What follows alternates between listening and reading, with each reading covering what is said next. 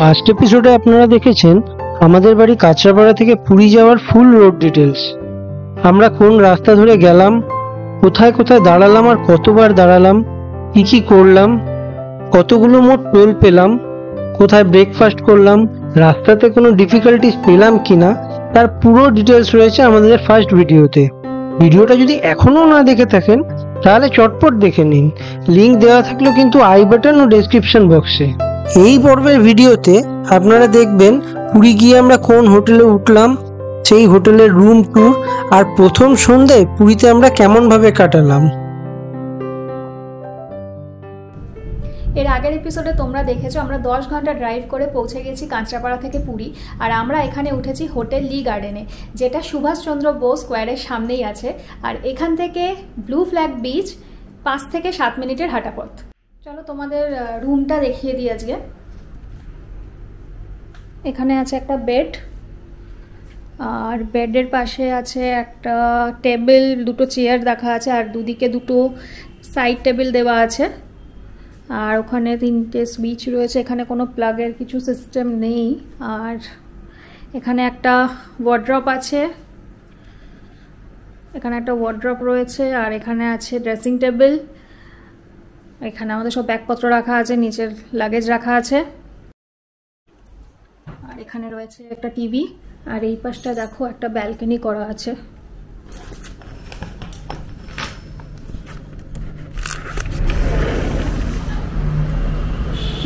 Balcony থেকে এখানে রাস্তার ভিউটা পাওয়া যায়। এটা এই রাস্তাটা হচ্ছে তোমার ব্লু ফ্ল্যাগ বিচের দিকে গেছে, আর দেখতেই পাচ্ছ বেশ সুন্দরভাবে বিদ্যুৎ চমকাচ্ছে, প্লাস বৃষ্টি হচ্ছে। আর এদিকে হচ্ছে ওয়াশরুম, বেসিন আছে এখানে, আর এখানে বাথের যে প্লেসটা আছে সেটা আলাদাই করা আছে, সেকশনটা পুরোটা খুব বড় না, বাট নিট অ্যান্ড ক্লিন, যেটা বেসিক্যালি সবারই দরকার হয়, কারণ ওয়াশরুম নিট অ্যান্ড ক্লিন থাকাটা ভীষণ দরকারি। আচ্ছা, আমাদের লাঞ্চ চলে এসছে। আজকে আর আমরা লাঞ্চের জন্য বাইরে যাইনি, আমাদের হোটেল থেকেই লাঞ্চ রুমে আনিয়ে নিয়েছি। আর এমনিতেও এখানকার চাইনিজ ভীষণ ফেমাস। আর আজকে আমরা লাঞ্চে আনিয়েছি হচ্ছে এগ হাক্কা নুডলস আর গার্লিক চিকেন। তো আগুন জ্বলছে, তাড়াতাড়ি দাও। শুনতেই পেয়েছেন সবাই, তো ভীষণ খিদে পেয়ে গেছে। আপাতত খেয়ে নিই, তারপরে পরে কথা বলবো বাকি কথা। 2000 years later. এখন বাজে সন্ধ্যে 7:30, আর আমরা দুজন আসলে একটু ঘুমিয়ে পড়েছিলাম, তবে একদিক থেকে ভালোই হয়েছে, এখন একটু ফ্রেশ লাগছে। এখন একটু বেরোনোর ইচ্ছা আছে, ভাবছি একটুখানি স্বর্গদ্বারের দিকে যাব। একটু আগে অবধিও বৃষ্টি হচ্ছিল, এই বৃষ্টি থামলো, আমরা ঘুম দিয়ে উঠলাম, এখন হেঁটে হেঁটে যাচ্ছি স্বর্গদ্বারের দিকে। এখানে এই নেতাজি চকের সামনে থেকে আমাদেরকে টোটো বা অটো কিছু একটা নিতে হবে, যেহেতু আমাদের হোটেলটা একটু দূরে স্বর্গদ্বারের থেকে। তো চলুন স্বর্গদ্বারে গিয়ে আবার কথা হবে।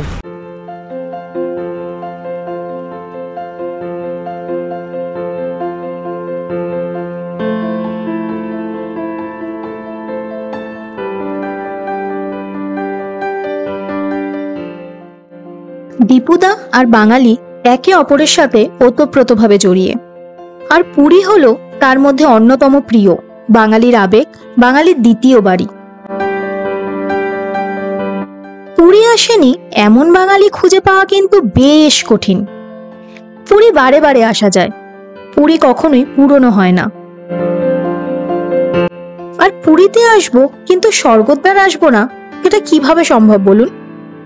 স্বর্গদ্বার মনে পড়লেই সমগ্র পুরীর ছবিটাই চোখের সামনে ভেসে ওঠে।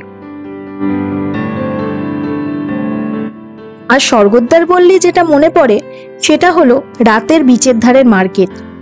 দূর বিস্তৃত এই বিচ, আর তার ধারে হাজার হাজার মানুষের ঢল নামে প্রতিদিন ওই রং বেরঙের ছাতায় মোড়া দোকানগুলি থেকে কিছু না কিছু কেনার জন্য।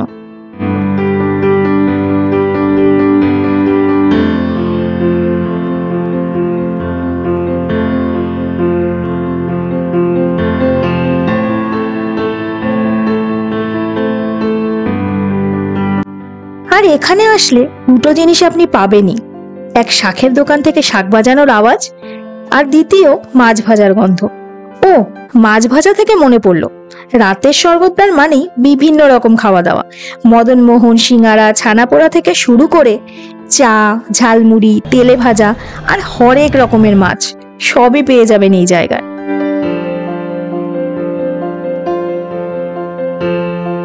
তবে আমার কাছে যেটা সব থেকে প্রিয় সেটা হলো বিচের ধারে চেয়ার নিয়ে বসা, সমুদ্র দেখতে দেখতে আর সমুদ্রের হাওয়া খেতে খেতে কিভাবে যে সময় কেটে যাবে সেটা বুঝতেও পারা যায় না।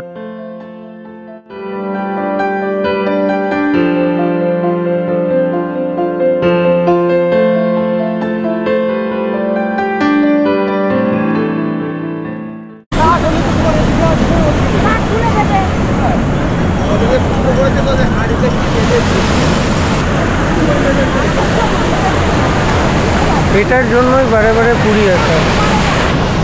এসে এই সমুদ্র দেখলে 10 ঘন্টা 11 ঘন্টা জার্নি ক্লান্তি পুরো কেটে যায়।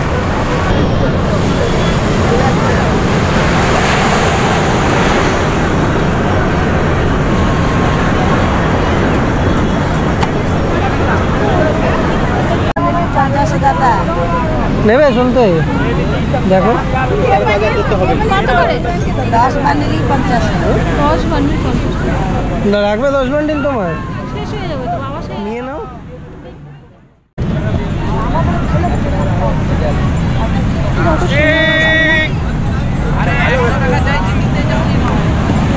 সিঙ্গাড়া আছে গো? আছে, কত করে? সিঙ্গাড়া আছে, মিষ্টি ছানা পোড়া আছে, ছানা গজা আছে, রসগোল্লা সব। সিঙ্গাড়া কত করে? প্লেট 20 টাকা। হ্যাঁ প্লেট 20 টাকা। দাও একটা দেখি। আর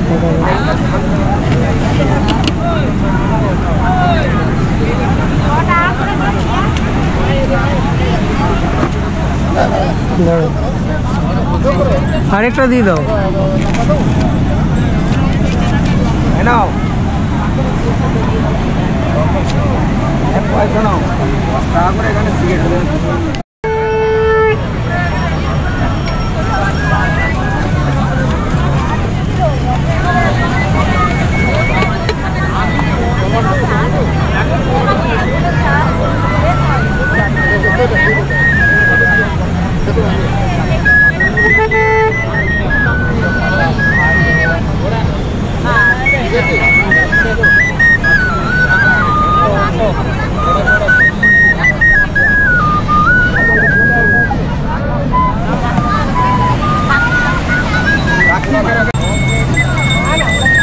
আরে সেদিনের টিভিতে দেখাচ্ছে কাকা ভাইটির সঙ্গে বিয়ে।